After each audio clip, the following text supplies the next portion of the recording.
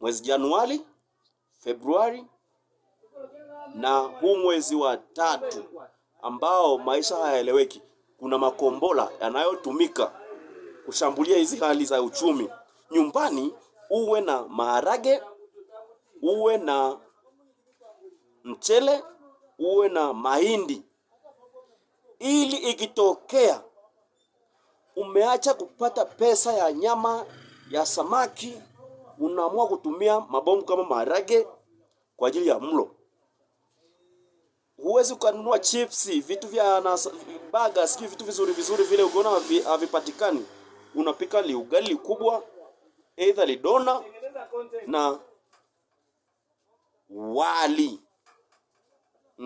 Kwa ajili ya kushambulia hali ya hewa hii, unatakiwa uwe na maharage hata kama upendi kula.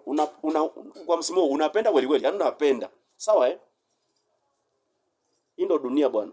Kuna muda hali inakuja hadi wewe unaanza kusema labda kuna mtu ameniroga. Hujarogwa, ni hali ya uchumi ndio ilivyokaa.